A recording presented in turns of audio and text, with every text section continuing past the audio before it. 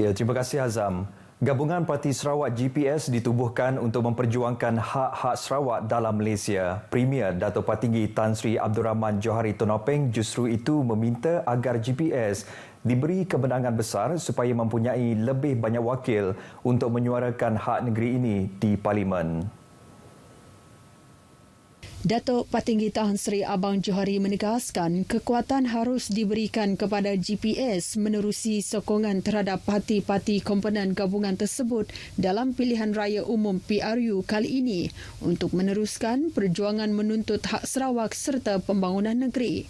Beliau yang juga pengerusi GPS berharap kemenangan besar akan diraih GPS yang menggunakan lambang parti sendiri buat pertama kali dalam PRU ini seperti kejayaan besar memenangi 76 kerusi daripada 82 kerusi Dewan Undangan Negeri yang ditandingi dalam PRU Dewan Undangan Negeri tahun lepas. Kali itu kita akan bertanding di 31 kawasan. Ialah nombor banyak kawasan dalam parlimen. Kita tanding semua. Termasuklah kawasan Semunjan ini.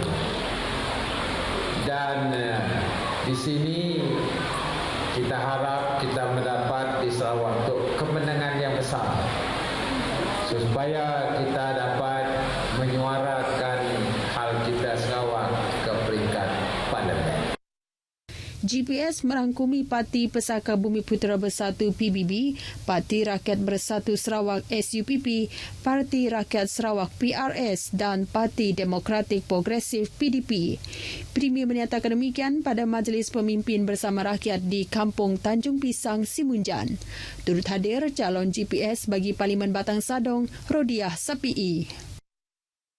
Baik, dalam pada itu, Gabungan Parti Sarawak GPS mahukan kerjasama yang kukuh dengan Kerajaan Persekutuan yang akan ditubuhkan selepas pilihan raya umum PRU ke-15, PRU 15 nanti.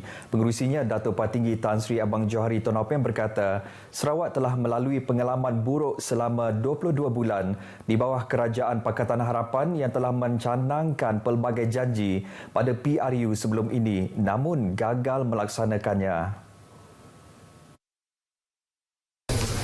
And now, Sarawak GPS is, though we are a bit independent on our own politically, we also want to have a very strong federal government at the center. Because for the past few years, we have wasted our time for nothing. We should concentrate on policy implementation that will help the rakyat. Beliau yang juga Premier Sarawak berkata demikian dalam sidang media selepas melancarkan manifesto PRU 15 GPS di Kuching. Tambahnya, dengan jangkaan kemelesetan ekonomi global dalam tempoh 2 tahun akan datang, adalah penting bagi Sarawak untuk mempunyai dasar yang lebih berkesan ke arah meningkatkan lagi ekonomi dan dalam masa sama memastikan kesejahteraan rakyat.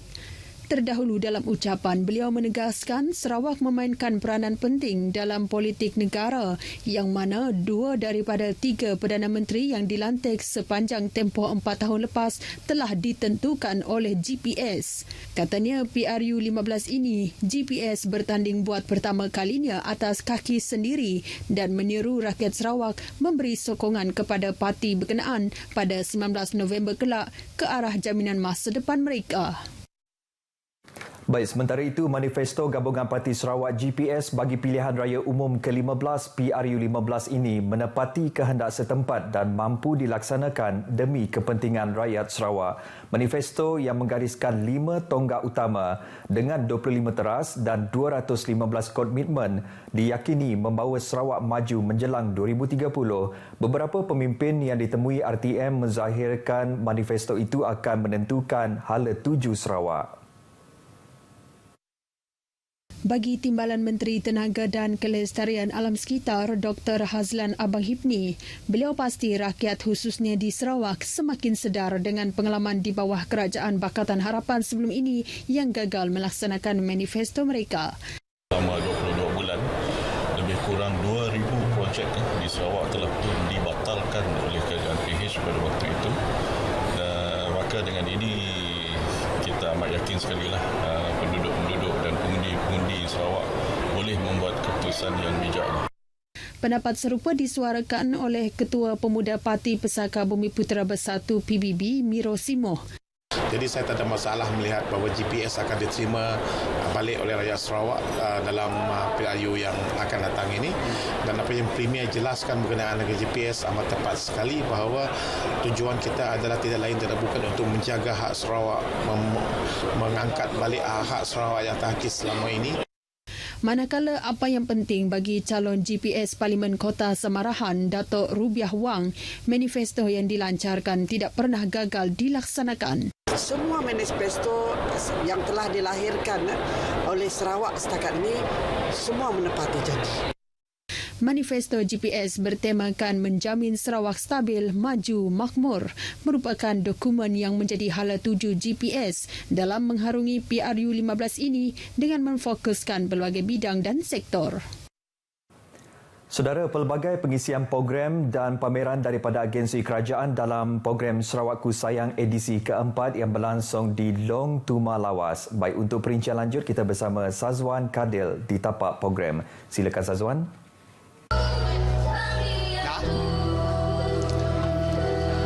Terima kasih Guma, di mana saya sekarang berada di tapak penganjuran program Sarawakku Sayang di Long Tuma Lawas, yang mana seawal pagi tadi kita telah menyaksikan pelbagai aktiviti menarik diadakan sepanjang program ini.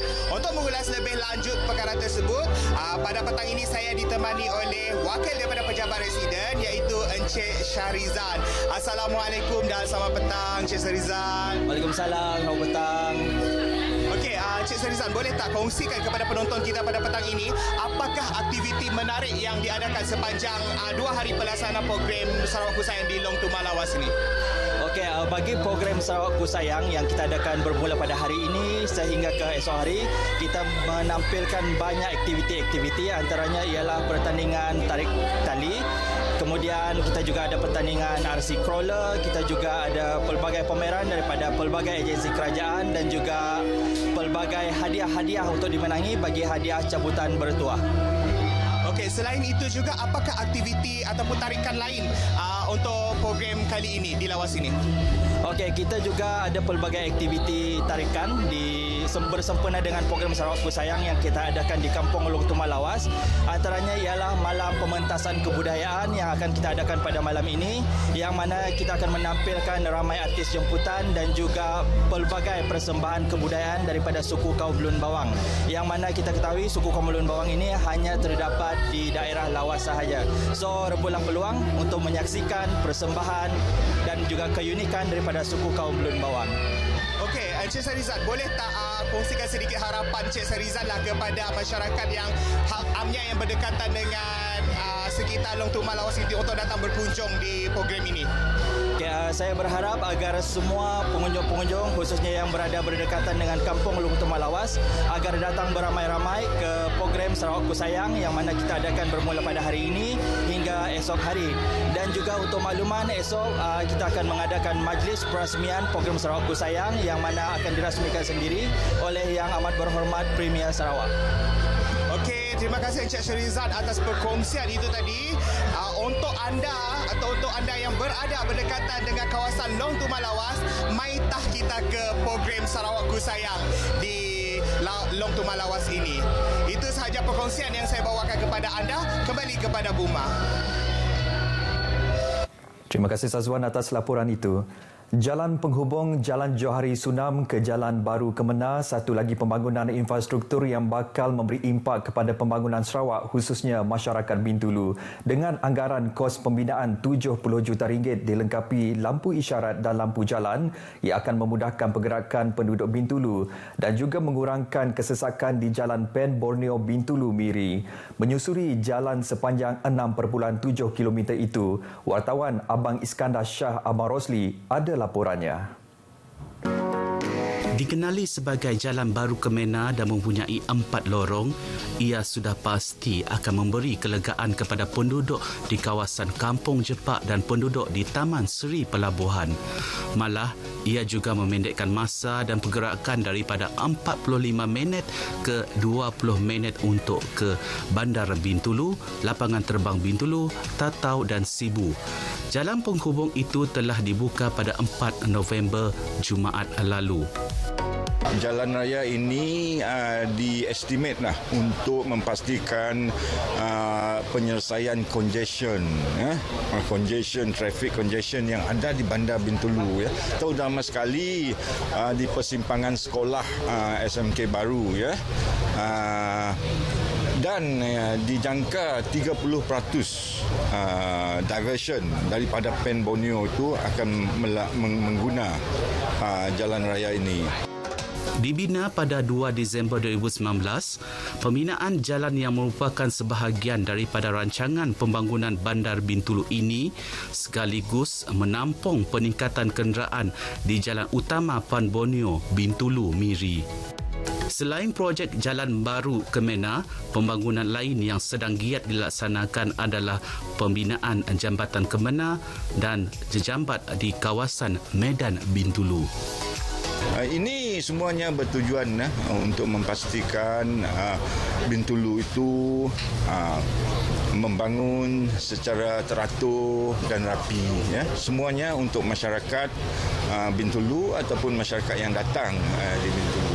Berkenaan dengan jalan baru yang dibuka tu mungkin dapat mempercepatkan lagi perjalanan untuk penduduk-penduduk Jepak ke bandar dan untuk bagus juga untuk orang-orang yang dari Tatau, di mana mereka akan lebih mudah dan cepat lagi menuju ke bandar. Pertamanya alhamdulillah, sebenarnya jalan tu sangat memberi kesan secara pribadi, dia memang tepat dengan saya. Saya dah 10 tahun jam di Jalan Sibiu sana.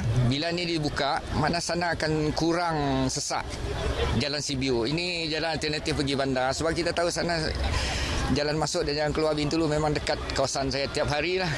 So sangat bersyukur dapat jalan ni dibuka sekarang lah. Walaupun Bintulu kini banyak pembangunan yang telah dibangunkan, namun masih banyak lagi kemudahan dan infrastruktur yang perlu dibaiki untuk merapatkan lagi jurang di antara luar bandar dan bandar, menjadikan Bintulu ini sebagai bandaraya pada tahun 2030. Saya Iskandar, RTM. Polis Sarawak meluluskan sebanyak 59 permit ceramah dan kempen bagi tujuan pilihan raya umum PRU ke-15, PRU 15 setakat ini. Menurut jurucakap media Ibu Pejabat Polis Kontijen Sarawak bagi PRU 15 Sarawak, Superintendent Douglas Nyeging Taung berkata, permit tersebut meliputi semua calon dan parti yang bertanding di negeri ini. Superintendent Douglas menerusi satu kenyataan media turut memaklumkan bahawa sejak hari penamaan calon Sabtu lepas, situasi keselamatan di Sarawak terkawal. Katanya, setakat ini tiada sebarang insiden yang tidak diingini berlaku. Jelasnya, Polis Sarawak turut menasihatkan supaya semua parti-parti politik dan kumpulan penyokong tidak menimbulkan isu-isu sensitif yang boleh menimbulkan rasa tidak puas hati mana-mana pihak semasa berkempen. Baik saudara, sekian berita dari Sarawak. Kita kembali bersama Azam di Angkasa Puri. Azam, silakan. Baik, terima kasih Buma dengan laporan-laporan dari Sarawak. Kita berehat seketika, jumpa anda selepas ini.